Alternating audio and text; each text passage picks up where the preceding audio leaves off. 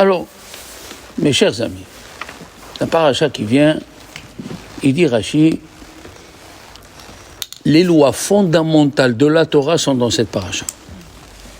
Qu'est-ce qui lui arrive à Rashi d'écrire ça? Les lois fondamentales sont dans cette paracha. D'ailleurs,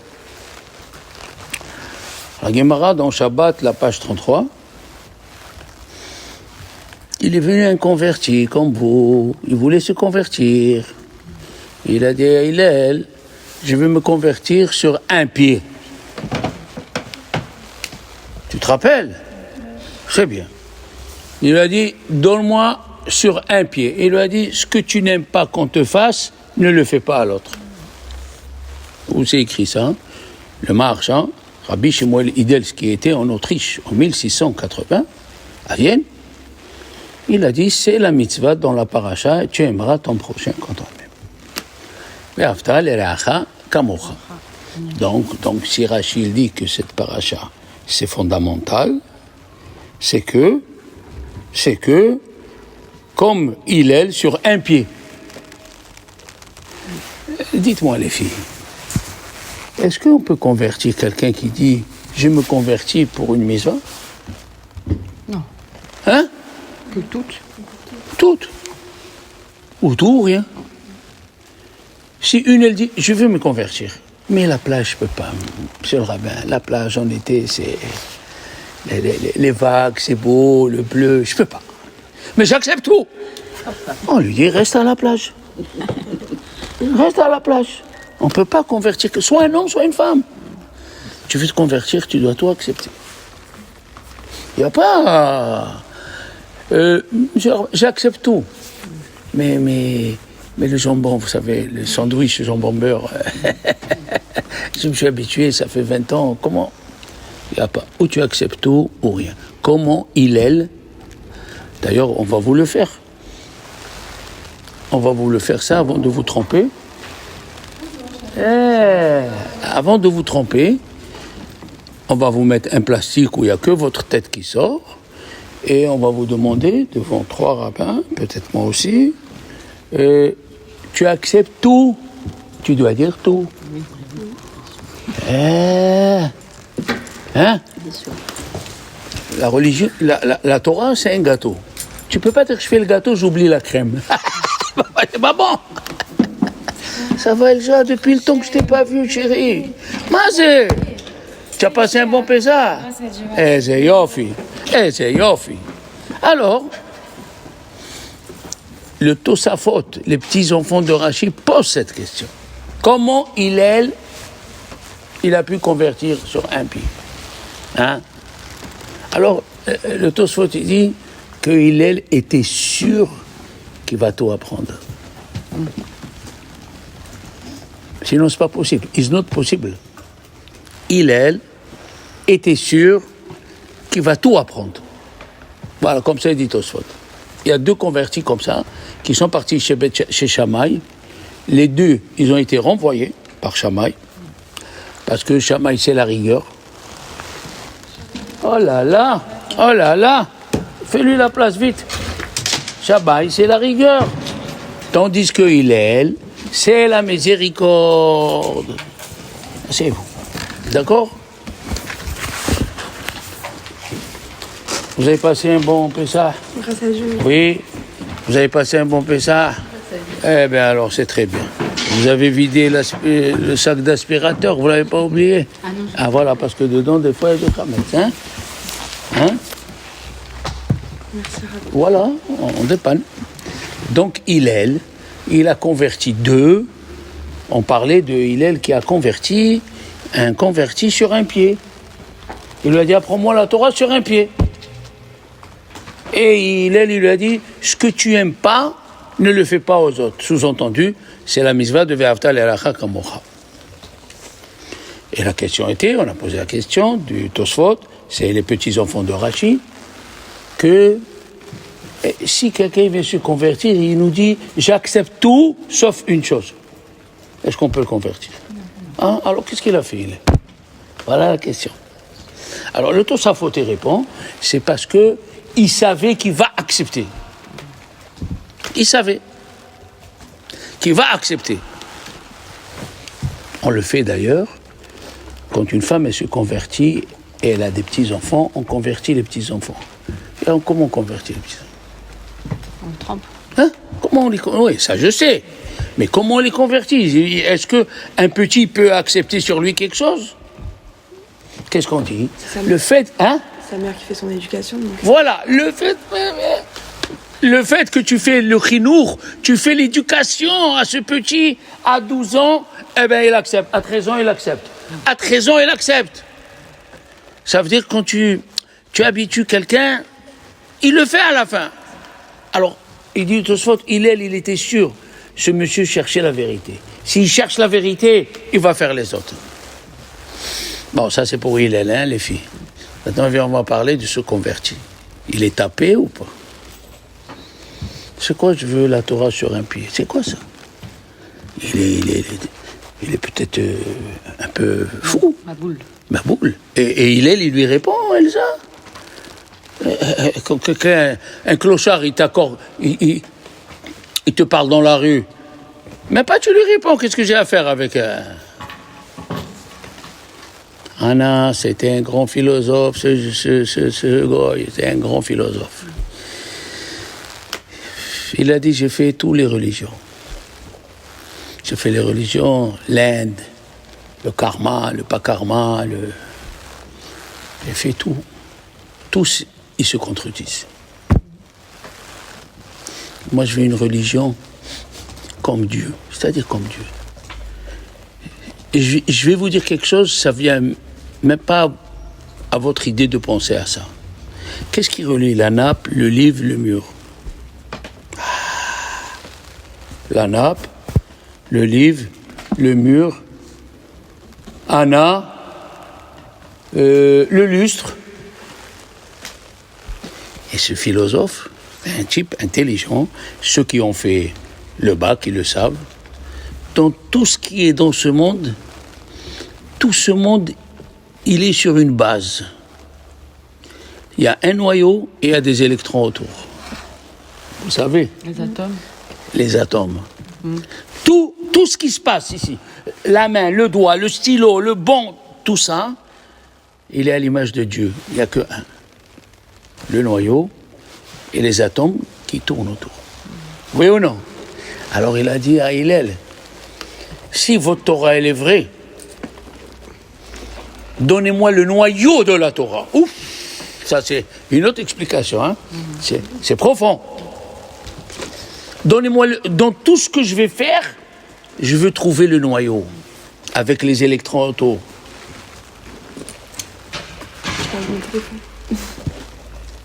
Autant. Dans tout ce que la Torah elle fait, dans tout ce que Dieu a créé, il y a un noyau et des électrons autour. Depuis le cosmos, depuis les quasars, les pulsars, les trous noirs, les planètes, tout est sur ce point-là. Voilà. Tu prends un poil de ton cheveu, tu l'analyses. Il y a le noyau et les électrons autour. Tu prends un angle, tu analyses les noyaux. Tu prends ta chaussette, il y a les noyaux. Tu prends la chaussure, tu prends le pull. Alors il a compris. Il lui a dit, toute la Torah elle est basée sur ça. Maintenant, reste à comprendre. Je ne dis pas ça pour vous fixer, attention. Hein. Pourquoi il lui a parlé négativement, Hillel? Pourquoi il a dit ce que tu n'aimes pas, ne fais pas aux autres? Pourquoi il n'a pas dit tout simplement aime ton prochain comme toi-même? C'est plus facile. Hein? Tu prends la L2, c'est facile, tu arrives à Marignane en 20 minutes. Pourquoi il faut passer par le jarret, là, pourquoi? Écoutez bien ce que je vais dire, et les rabbinim, ils le disent. Il y a parmi vous, hein, parmi les convertis qui vont se convertir, avant de se convertir, on ne peut pas lui dire « aime ton prochain comme toi-même ». Un non-juif, il est dans la peur. Pourquoi dehors, on ne nous fait pas de mal? C'est pas parce qu'il nous aime. Oui, Anna, c'est pas parce qu'il nous aime. On ne fait pas du mal parce qu'il y a la police. Il y a la police, les juges, les avocats. Et un non-juif, avant de se convertir, il n'a pas encore le positif. Il n'y a pas de jeu. Il a dit à Eliashiv, les convertir, il leur manque une chose. Ils ont la émouna, ils ne sont pas généreux.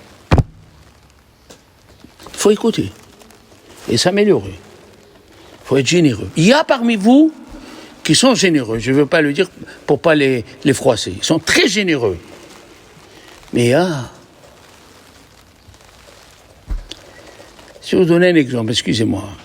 Vous croyez que je suis payé, moi, au consistoire ? Non. Ah, vous le savez déjà. Ça fait 18 ans. Je ne suis pas payé. Est-ce que parmi vous, vous avez pensé un jour, peut-être on va faire une enveloppe au rabbin ? Ah, vous voyez ? Je n'ai pas besoin d'argent. Mais c'est de votre côté. Ou je vais amener des petits pains au chocolat pour tout le monde.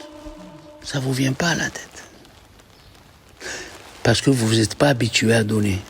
Il dit Rav Eliashiv, depuis son jeune âge, il faut s'habituer à donner. À donner, à donner, à donner. C'est ce qu'il y a. C'est pour ça qu'il ne lui a pas dit, Elsa, aime ton prochain comme toi-même. Il lui a dit la négation. Ce que tu n'aimes pas, ne fais pas aux autres. C'est pas facile. Il y a des gens qui viennent étudier chez ma femme, ils sont tout le temps les mêmes plaines. Ils ne sont pas obligés. Ils payent leurs cours. Ils viennent avec des fleurs, avec des chocolats, avec... Et il y a qui viennent, ils étudient, ils s'en vont. Eh ben voilà ce qui te manque. Hein? Il te manque la générosité du cœur. Et là, la paracha de Kedoshim, pourquoi il dit Rashi, les lois fondamentales sont ici? Parce que c'est la répétition des 10 commandements. Dans toute la Torah, Dieu il dit Vaidaber Hashem El Moshe. Et là, c'est écrit Vaidaber Hashem El Kol Adat Ben Israël. Il a parlé à toute l'assemblée d'Israël, les petits, les vieux, les femmes, les jeunes filles. Cette paracha, il faut 1 an pour comprendre l'essence de cette paracha. El Kol Adat, même les femmes. Parce que d'habitude, Moshe, il enseignait, comme ça dit la Gemara, il enseignait à Aaron, après il enseignait aux enfants d'Aaron, après il enseignait aux anciens, après il enseignait aux enfants d'Israël, 4. D'où, le minimum pour retenir un cours, il faut le répéter 4 fois. Tu écris, c'est bien, c'est frais, c'est chaud, après ça s'en va. Il faut au moins 4 fois. Répétition de la Chougara. Tu m'as compris? Voilà. Donc, cette paracha, elle est importante. C'est une répétition des 10 commandements. Alors, dans les 10 commandements, c'est écrit au singulier. Ani Hashem Elokecha. Je suis Hashem, ton éternel. Dans cette paracha, chaque fois c'est répété, Ani Hashem Elokechem. Pourquoi? Et si vous suivez la paracha, vous allez suivre les 10 commandements. Tu n'auras pas d'autre Dieu, c'est écrit Al tifnu ela elilim. Velohem asecha lo ta'asu. Au pluriel. Qu'est-ce qui est écrit dans les 10 commandements? Shamor et Yom HaShabbat. Ici c'est écrit Et Shabbatotai tishmoru. Ça rappelle? Hein? Ça rappelle? On a besoin d'un rappel? Non, mais dans la paracha, Mais c'est ça la question. Les 10 commandements, comment tu t'appelles? la Sarah Diverot. Comment tu t'appelles? Ah, Léa. Léa, chérie, les 10 commandements sont répétés dans la paracha de Vaïtranan. Le rappel, on l'a. Le Shabbat, il est écrit 4 fois dans la Torah. On a les rappels. Mais ici, tous les 10 commandements, ils sont au pluriel. Pourquoi au pluriel? Alors que les premiers 10 commandements étaient au singulier. That is the question. Qu'est-ce qu'il nous dit le Midrash? C'est Dieu qui l'a fait exprès. Pourquoi? Hein? Pour l'unification, le fait que ça concerne chacun d'entre nous. Mais pourquoi alors les 10 commandements au singulier? Parce Écoutez. que Hachem s'adresse à nous et nous fait comprendre qu'on vit en tant que communauté aussi et qu'on s'élève ensemble. Non. On a déjà fait, on a fait 3 fois l'alliance pour être garant un envers l'autre. C'est quoi garant envers l'autre? Que même si moi je suis acquitté d'un mitzvah, je peux la répéter pour t'acquitter. 2 fois on a été garant envers l'autre. Ah, écoutez ce qu'il dit le Midrash. Quand les Juifs ils ont fauté, ils ont fait le faux d'or. Comment Moshe il va demander pardon? Qu'est-ce qu'il a dit Moshe à Dieu? Quand tu as donné les 10 commandements, tu les as donnés à moi. Tu as dit au singulier. Ani Hashem Elokecha. Tu n'as pas dit Ani Hashem Elokechem. Alors, les Juifs, ils ont dit, c'est pour Moshe. Ah, Dieu, il a dit, un bon argument, tu as raison, un bon argument. Hachem, quand il écrit, il laisse toujours une porte de sortie. Ani Hashem Elokecha, et ici c'est écrit, Ani Hashem Elokechem. Et comme ça, il a sauvé les Juifs. Comme ça, après il a dit, Dieu, ils ont fauté une grande faute. Ana Hashem, hata amazeh, hata agedola. Tu as vu un avocat qui répète la faute de celui qui veut défendre? Monsieur le juge, il a tué. Ne fais pas avocat. Va faire huissier au barreau, je sais pas moi. Alors le Maguid Midovna, Alav Shalom, il veut donner un exemple extraordinaire. Il a dit, un petit, le jour de la bar mitzvah, en Pologne, au Maroc, partout, c'était pas facile d'acheter un costume. Mon père m'a fait un costume neuf chez le tailleur. Oui, il y en a. Un costume très beau, à carreaux, Prince de Galles, je me rappelle. Parce que je l'ai perdu en prenant l'avion. Pour venir ici, la valise, elle a atterri en Arabie Saoudite. Après 6 mois, on nous l'a dit, bon. Alors, qu'est-ce qu'il, ce bar mitzvah, là, il a mis? Il sort de la synagogue, il tombe dans une flaque de boue. Anna, comment il va faire? Son père, il va le tuer, sa mère, elle va le tuer. Qu'est-ce qu'il s'est mis? Il s'est mis à crier. Maman, je suis tombé dans la boue! Maman, je suis tombé dans la boue! Il commençait à crier. Son père lui dit, ça va, qu'est-ce qu'il y a? Tu es tombé dans la boue, ok. Il y a le pressing, ça va. Je suis tombé dans la boue, papa, avec le costume. Qu'est-ce qu'il a fait, Moshe? Mon cher Rabbeinu. Ah, tu es la fille, ils ont fait une faute. Mais c'est grave. Oh, ça va, c'est mes enfants, hein. Je peux m'arranger avec eux. Et c'est pour ça que les 10 commandements, ils étaient au singulier. Et ici, c'est au pluriel. C'est une répétition de Matan Torah au pluriel pour que tout le monde s'adresse à tout le monde. J'étais pas très loin. Oui, tu étais à 50%. Mais dans la paracha de Atem Nitzavim, c'est clairement écrit qu'on est garant l'un vers l'autre. Tu vois, c'est plus précis. C'est plus précis. Qu'est-ce qu'on voit d'ici? On voit d'ici que mon cher Rabbeinu, il a trouvé la bonne phrase de nous sauver en trouvant le bien qui est en nous. Qui c'est le premier qui a fait ça? C'est Avraham Avinu. Avraham Avinu. Dieu lui a dit, je vais détruire Sodome et Gomorrhe. Il a dit non, s'il y a 50, s'il y a 45, s'il y a 40, il s'est mis. La première des choses qu'il a fait Avraham Avinu, c'est, on va le voir dans la paracha, Betzedek tishpot et amitecha. Qu'est-ce que je dis Betzedek? Avec justice, c'est faux. Parce que c'est écrit, ne faites pas d'iniquité dans la justice. Alors que tu nous dis, Betzedek, il dit Rashi, cherche le bon côté chez ton ami, même si tu crois qu'il est en train de faire un péché.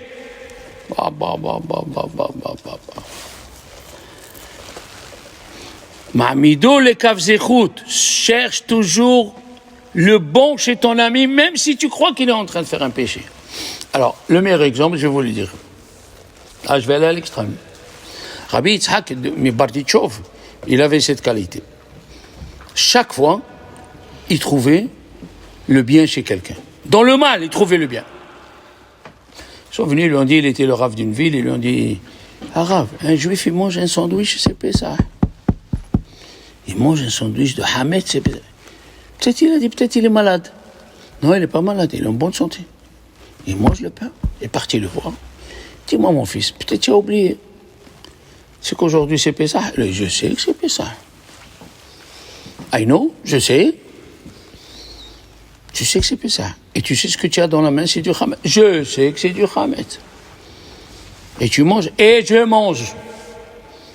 Il s'est tourné vers Dieu, il dit, Hachem, où tu vas trouver un peuple comme ça? Il mange le Hametz. Il sait que c'est Pessah, mais il ne ment pas. Il ne ment pas. Il faut trouver toujours les caves zéchout. Vous savez qu'est-ce que c'est les caves? Qu'est-ce que c'est les caves? Il y a deux ballons, dans la balance avant les Romains, il y avait deux plaques en fer. Oui. La balance pèse là du bon côté. Les caves zéchout. Le Sfat Emet, il dit non. Avant, avec quoi on mettait les chaussures? Comment on fait rentrer les chaussures? Avec un chausse-pied. Avant, il n'y avait pas de chausse-pied. Prenez une cuillère. Une cuillère et il faisait rentrer. Et c'est dur de faire rentrer le pied dans une chaussure, mais avec une cuillère, ça rentre. Il a dit, c'est ça les caves zéchout. Les caves zéchout, c'est quand tu vois quelque chose, à 99%, il est mauvais. Et le 1%, ce 1%, il faut que tu le ressors. Le 1%, il faut que tu le ressors et trouver les bons côtés chez ton ami. Ou chez ton père, ou chez ton frère. Par exemple, la veille de Pessah. Il y a des fois des femmes qui s'énervent ou des hommes. Il faut comprendre ça, qu'un mois avant Pessah, on est sous pression. Hein? Vous avez un plan, il faut nettoyer la maison. Tu as une maison, toi? Oui. Hein? Oui. Tu as fait le ménage? Oui. Ah, il fallait faire un plan, on est d'accord. Aujourd'hui ça, aujourd'hui ça, aujourd'hui ça. Tu n'as pas fait tout dans la même journée. Eh bien sûr, voilà. Et ça te met... Et quand ton mari vient te déranger pour des clopinettes, comme on dit à Marseille, tu l'envoies balader. Alors à lui de comprendre. À lui de comprendre. C'est pas facile de trouver le bon côté. Chacun. Un élève, il a vu un rave embrasser une femme dans la rue. Bien sûr, sur la jour. Il est venu chez son copain, il lui a dit, regarde ce que j'ai vu, ce que j'ai vu. Il lui a dit, cette femme, elle était habillée comme ci et comme ça. Il lui a dit, oui, il lui dit, c'est sa fille. Il y a des situations où c'est le bon Dieu. Et ce qui est extraordinaire, il dit le Chafetz Chaim, dans Parashat Kedushim, quand c'est écrit Betzedek tishpot ametecha, du bon côté juste ton prochain, c'est écrit de suite, ne parle pas la shonara. L'otelech rachil. Il a dit la plupart des gens qui parlent du mal, c'est parce qu'ils ne trouvent pas du bon côté chez leur ami. Si tu trouves les bons côtés, tu ne peux pas parler du mal. Si tu trouves à chacun le bon côté, tu ne peux pas parler du mal. Comme il a dit le Rabbi Shlomo ibn Gabirol, qui était au temps de Rashi, c'est pas n'importe qui. Tous les poèmes qu'on a à Rosh Hashanah Kippour, une partie vient de lui. Rabbi Shlomo ibn Gabirol. Sa femme, elle était décédée en Espagne, à Barcelone, et ils ont vu une femme qui le sert. Tout le monde a commencé à jaser. Rabbi Shlomo ibn Gabirol, il a une femme sans mariage. Ils ont pris un grand rabbin, Rabbi Yehuda Levi, il est parti. Il est revenu, il leur a dit, c'est pas une femme, c'est une femme démon. Tellement il est saint, il a demandé une aide pour pas demander aux autres. Vous vous rendez compte, il y a des gens, ils préfèrent mourir que de demander à quelqu'un. Le bon Dieu, il a envoyé une femme démon. Croyez pas que c'est des histoires. Ma mère, à 16 ans, elle a vu un démon. Chez elle, à la maison, avec sa mère. Et de suite, ma grand-mère, elle lui a mis la main sur la bouche. Ne parle pas. Comme ça, il dit à Rizal. Pourquoi? Parce qu'ils ont la force dans la parole de l'homme. Et ma grand-mère, elle lui faisait. Ça veut dire, prends des plats de Shabbat, prends ça, elle a pris. Elle a dit au revoir. Ma mère, elle a vu, elle avait 16 ans. Les pieds, c'était des pieds de coq. C'est pas des histoires, les enfants. La Torah, elle est émette. La Torah, elle est vraie. Elle restera vraie pour celui qui cherche. Rabbi Shlomo ibn Gabirol, il a dit, comment se protéger du dernier... Bon, je vais vous faire comment on dit, une devinette. Quel est le commandement le plus dur, Anna? Et ça. Il y a 10 commandements. Quel est le plus dur? Le Midrash, il dit le dernier. N'en vit pas. D'ailleurs, Rabbi Abraham ben Ezra, qui était juste après Rabbi Shlomo Gamliel, comment Dieu nous demande quelque chose qui est au-dessus de nos forces? Tu vois une Ferrari rouge qui passe. De suite, ça tu dis, et pourquoi pas moi? Tu vois une Rolls-Royce bleue, couleur ciel, qui brille. Pourquoi pas moi? Tu vois le mari de ta copine, très gentil, mais alors serviable. Oui chérie, oui mamie, oui. Et pourquoi moi c'est pas comme lui? Il a dit comment on nous demande quelque chose qui nous dépasse. Il a répondu, tout ça, ça vient parce qu'on n'a pas de Emouna. Rabbi Abraham ben Ezra, il répond, si tu as la Emouna, ce que tu dois avoir, c'est ce qu'il te faut. Si tu l'as pas, il ne te faut pas ça. Vous connaissez la blague du juif qui a gagné au loto? Il a acheté la Ferrari, il a commencé pour aller à Monte Carlo, il y a un camion, boum, la voiture, il a dit ma voiture. Il lui a dit le gendarme, il y a des choses plus importantes. Vous avez perdu la main. Il a dit ma Rolex. C'est compris, ça? Rabbi Shlomo ben Gabirol, il dit, celui ou celle qui aime donner, elle aime donner, elle n'arrivera pas, ne convoitise pas ton prochain. Parce que comme tu aimes lui donner, tu es content s'il a en plus. Voilà Et là, on va rentrer un petit peu dans certaines règles. Vous allez voir comment c'est très difficile de faire attention à l'honneur de son prochain. L'honneur de son prochain.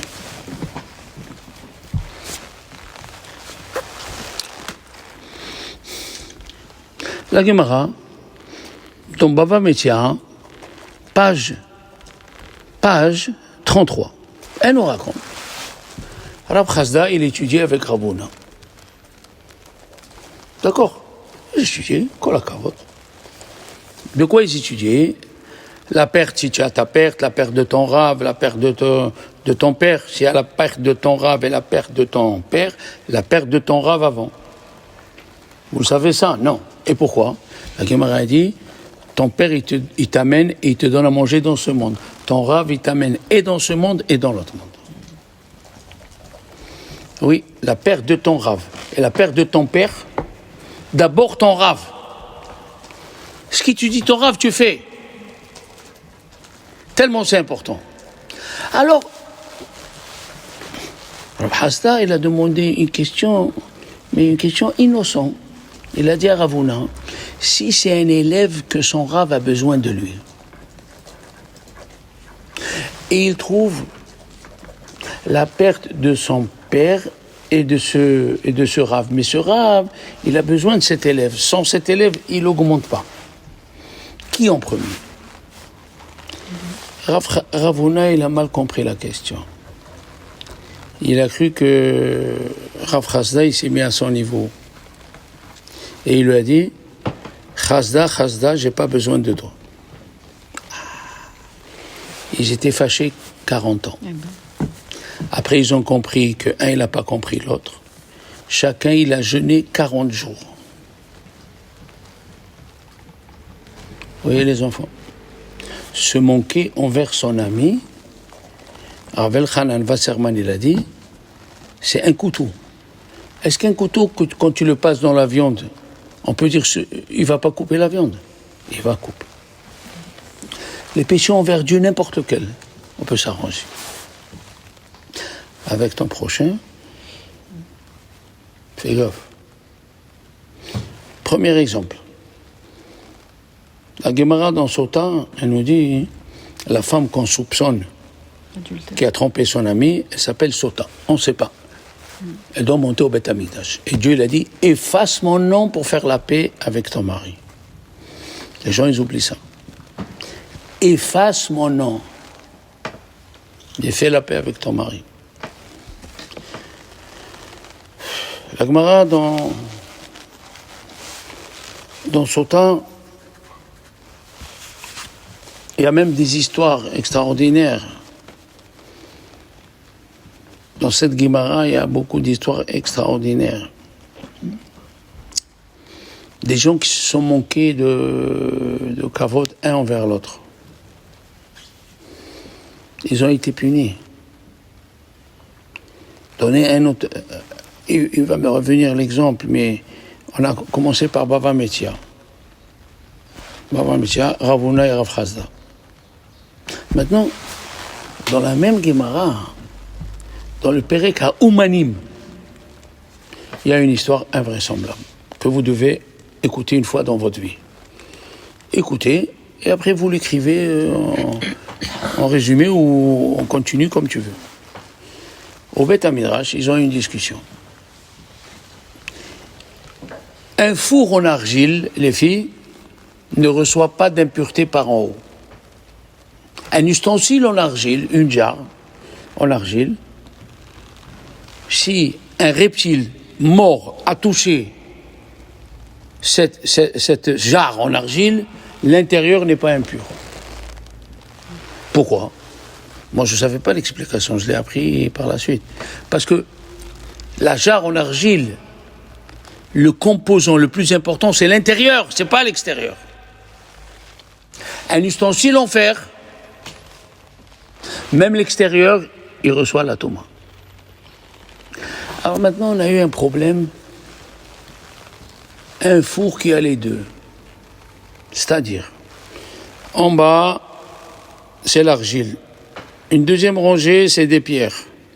Troisième rangée, c'est l'argile. Quatrième rangée, c'est des pierres. Il était en cône. C'est comme ça on dit, oui.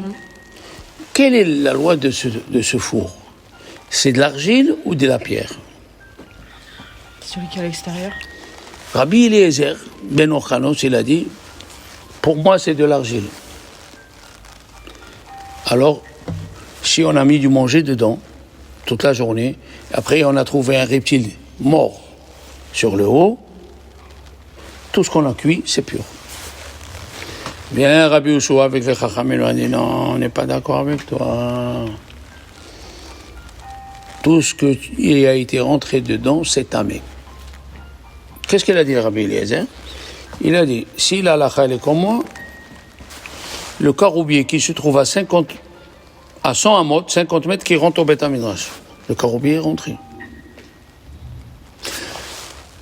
Ils lui ont dit, on n'est pas d'accord avec toi.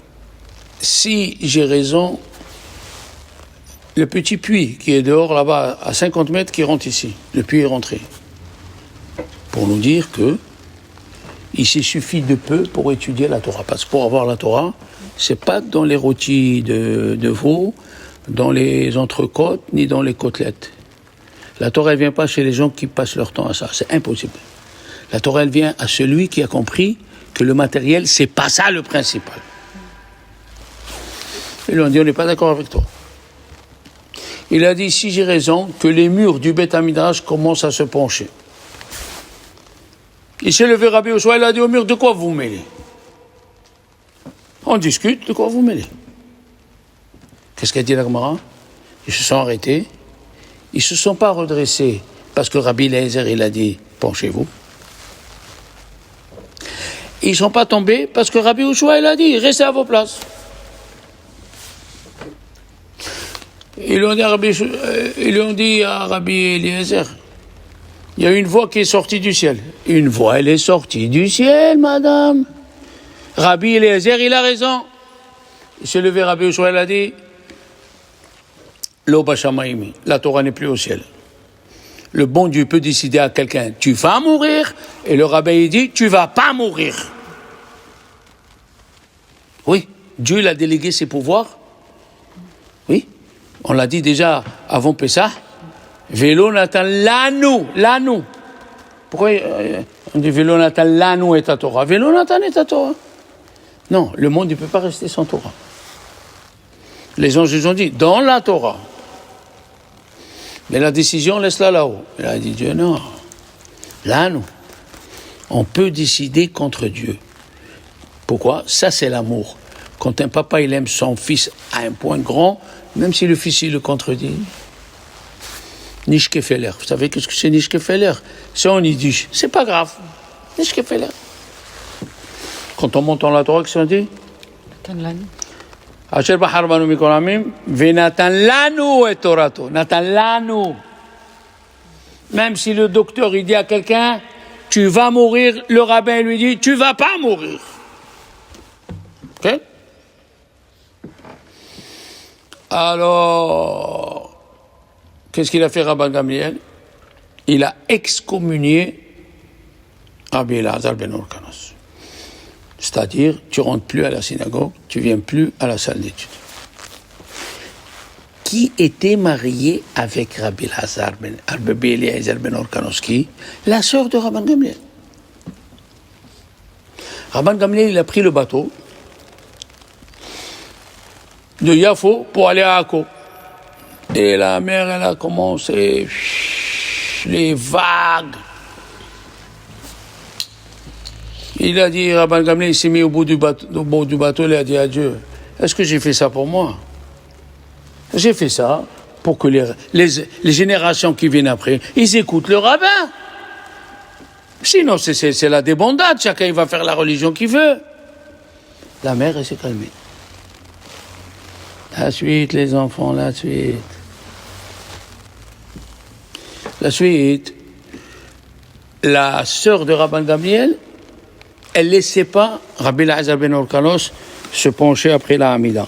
On ne le fait pas, nous, les Sfarades, mais tous les Ashkénazes, après la Hamida, après Anna, ils se penchent comme ça. Le Zohar, il dit qu'ici, qui peut se pencher comme ça, parce que tu rentres dans des endroits où les Séfarades, ils aiment la Kabbalah. Tu rentres dans des endroits où il y a beaucoup des forces du mal, il faut être un grand saint pour entrer dedans et sortir. Elle ne le laissait pas. Un jour, elle s'est trompée. Elle a cru que c'est Rosh Chodesh. Elle lui a dit, Papiche, oui, je vais au marché, je reviens. Elle est sortie, c'était pas Rosh Chodesh, elle a fait comme ça. Et quand on fait comme ça, tu fais Bekavana, tu restes longtemps. Elle est revenue, elle a vu comme ça. Elle a dit, mon frère, il est mort, Rabban Gamliel, il est mort. Elle lui dit, d'où tu sais que Rabban Gamliel, il est mort? Elle a dit, Gimiri, on a une halakha dans notre famille. On a ad devarim ena hozeret rekam. Celui qui vexe, il doit être puni. Voilà la Gemara, Hana, d'accord? On va analyser, les enfants. La mère, elle voulait bouffer Rabban Gamliel, oui. Elle s'est arrêtée. Donc il avait raison. Là où il n'avait pas raison, il a dépassé ses droits. Pourquoi tu l'as excommunié? Et ça, vous devez l'écrire. Qu'est-ce que c'est faire attention au kavod du prochain, même quand tu as raison?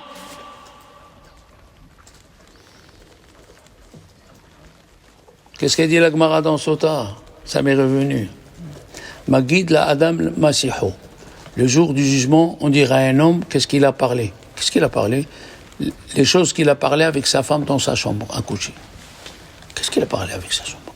Au contraire, la chambre à coucher, elle est faite pour dire mon chéri, ma chérie. La Gemara, elle raconte qu'il y avait un élève, il s'est mis du côté de la porte de Rav, qui était un grand, et il a dit, j'ai pas reconnu mon Rav, comment il parle? Viens ma chérie, viens ma beauté, viens. Alors qu'est-ce qu'on va raconter? On va raconter, même quand tu vexes ta femme dans la chambre à coucher, tu es seul avec elle, et tu la vexes, ça aussi tu donneras le jugement. Tu crois qu'elle est à toi, ta femme? Il a marié, elle fait à manger, elle s'occupe du... Alors, tu dis, je dis pas en public, ok. Alors, qu'est-ce que tu fais? Dans la chambre, tu es une idole, tu es rien, tu te crois belle, qu'est-ce que tu as? Tu n'as rien plus que les autres. Ah, tu vas donner compte. Même ces paroles, même si tu fais la paix après, tu viens pas demander pardon? Rabbi Moshe Feinstein, tous les veilles de Kippour, il demandait pardon à sa femme. Rabbi Ovadia Yosef, tous les veilles de Kippour, il demandait pardon à sa femme. La Gemara dans Pesachim, elle a dit, fais attention de ne pas faire pleurer ta femme. Pourquoi? Parce que la femme, elle a les larmes faciles. Et alors, c'est de sa faute qu'elle ait les larmes faciles. Pas du tout. Dieu lui a donné ça pour qu'elle pleure, pour prier plus. Tu fais pleurer ta femme, tu vas recevoir. Ben Adam la Chavero, entre un homme et son prochain. Et qu'est-ce qu'il dit le Midrash? Ve'avta l'iracha kamocha, aime ton prochain comme toi-même. C'est sur ta femme. Tu prends des aises. Tu l'as vu maintenant, tu l'as vu en maillot, tu l'as vu. Tu te crois, tu vas te permettre. Eh ben, elle est à moi, je fais ce que je veux. Ouh là là là là là là là là. C'est la seule mitzvah, rappelez-vous, si vous allez vous marier, c'est la seule mitzvah que le mari ne peut pas obliger sa femme. De dormir avec lui. S'il dit à sa femme, je veux dormir ce soir avec toi, elle lui dit, je peux pas, je suis fatigué, même s'il va chez le dayan, même s'il va chez le... il n'y a rien à faire. C'est la seule mitzvah qu'on ne peut pas obliger sa femme. Vous vous rendez compte? Shabbat, tu peux dire non, tu dois faire Shabbat, tu t'es marié, tu faisais Shabbat, pourquoi tu fais plus Shabbat? Bon, ça d'accord. Mais dormir avec ton mari, il ne peut pas t'obliger. C'est fou, hein? Toi, tu crois que tu t'es marié, tu peux avoir ta femme quand tu veux.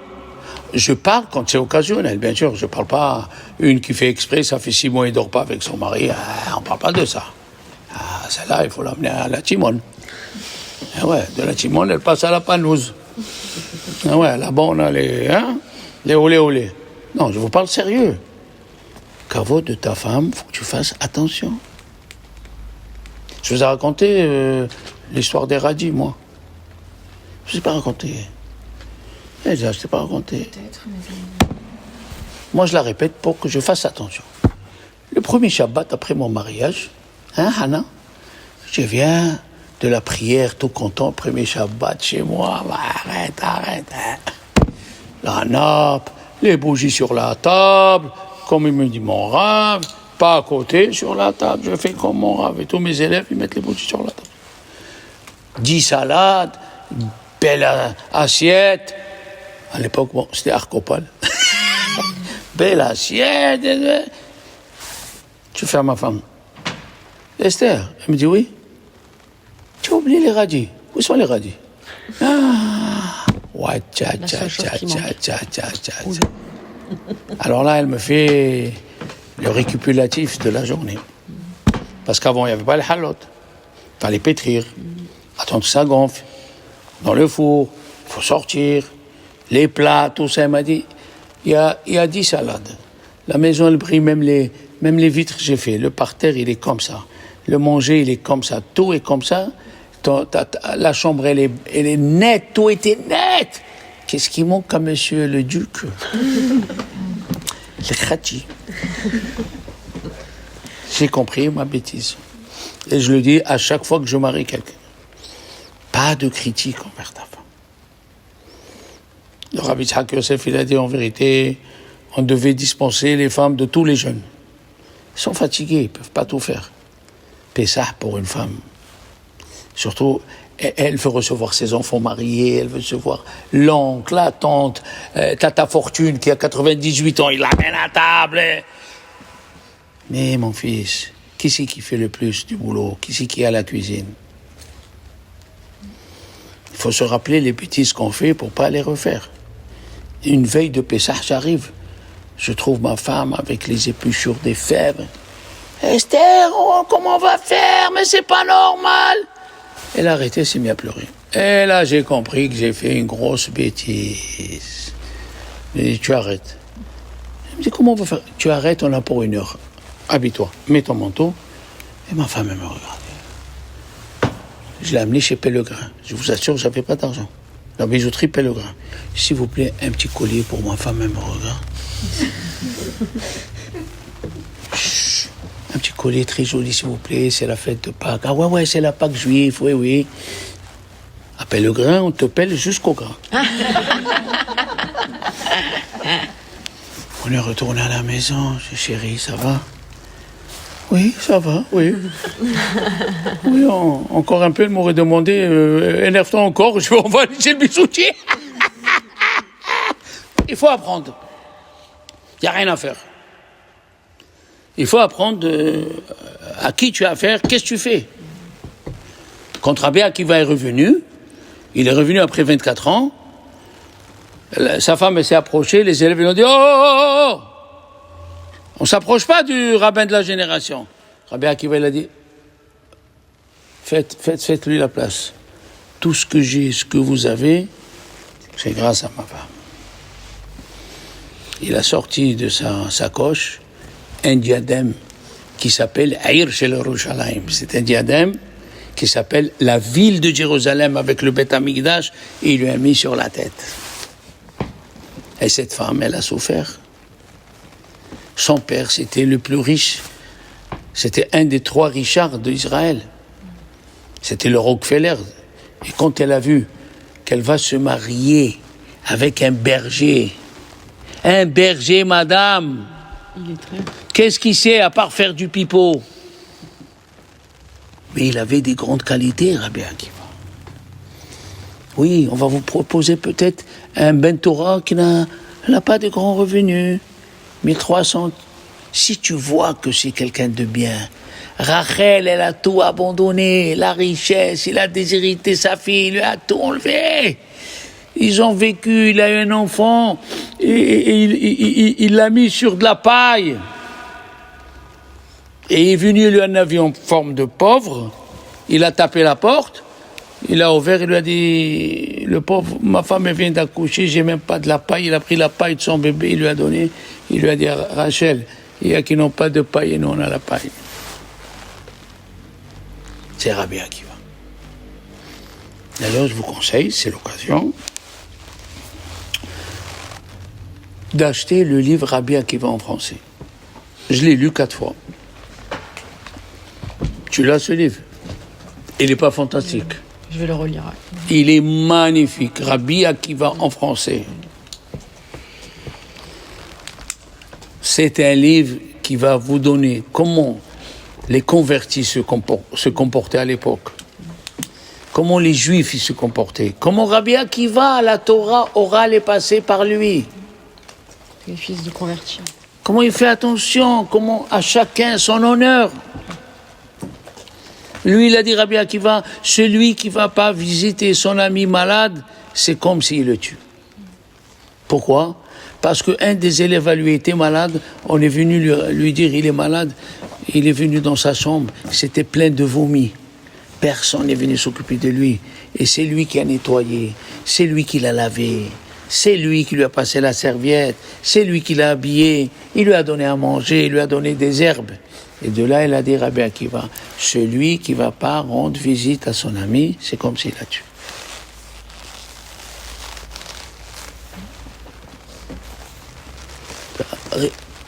On va lire le Pirkei Avot. Le Pirkei Avot, il nous dit, quand tu parles à ton fils, fais attention comme si tu parles à ton frère. Et quand tu parles à ton frère, fais attention, c'est comme si tu parles à ton rave. Et quand tu parles à ton rave, fais attention comme si tu parles à Dieu.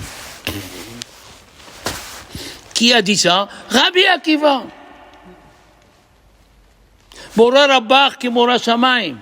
Le seul. Il y avait un juif au temps de Rabbi Akiva. Il s'appelle Shimon Ha'amsuni. Et lui, chaque fois qu'il y a un et dans la Torah, vous savez, on dit et. Et, c'est en plus. Comment tu dis honore ton père? Kaved avicha. Pourquoi tu dis Kaved et avicha? Qui est venu m'ajouter quoi, le et? Il a dit ton grand frère. Ton grand frère. Et imecha. Et ta mère. Et ta grande sœur. Tu as un grand frère, une grande sœur? Une petite sœur. Une petite sœur. Donc, il faut lui dire ça. Et toi? Une grande sœur. Ah là. Et toi, Hannah? Une grande sœur. Voilà. Et toi? Une petite sœur. Oui. Ni grand frère, ni grande sœur. Oh, bon, ça va. Tu as le bon Dieu. Et vous? Un grand frère. Wallo. Une grande sœur. Une grande sœur. Un grand frère, 2 petites sœurs. Alec. Elsa? Ah bon, alors. Et madame, vous avez des frères, des sœurs? Wallo. Bon. Et. Chaque fois qu'il y avait et, c'est pour ajouter quelque chose. Par exemple, c'est écrit dans la paracha, Hochiach tochiach Et amitecha. Fais des reproches à ton ami. Pourquoi et? Et, d'abord toi. Avant d'aller lui faire des reproches, d'abord toi. Ben Atzmo. C'est extraordinaire. Est-ce qu'il n'est jamais traduit ce et? Non, madame. On ne peut pas traduire la Torah avec la Torah orale, sinon il faut écrire 60 volumes. Vous nous avez compris. Et nous, les rabbins, on n'aura plus de travail. C'est faux. Parce que la Torah orale, tu dois l'écouter de celui qui l'a reçu de son rave. Et son rave de son rave, jusqu'à Moshe Rabbeinu. Il est arrivé au verset « Et Hashem Elokecha tira » et tu craindras Hashem et. Qu'est-ce que tu veux que j'ajoute sur Dieu? Il a dit, puisque je ne peux pas expliquer ce et, j'annule tous les et que j'ai faits. Il est venu Rabbi Akiva, il a dit, non, et Hashem Elokecha tira, tu respecteras et Hashem ton éternel, et c'est ton rave. Ton rave comme ton Dieu. Il faut être Rabbi Akiva, hein. On est d'accord. Nous n'avons commencé que la première partie, les enfants, de ces 7 semaines qu'on se prépare pour recevoir la Torah. Les gens, ils disent, Alain, que Pessah est passé. Ils se trompent. On emporte Pessah avec nous.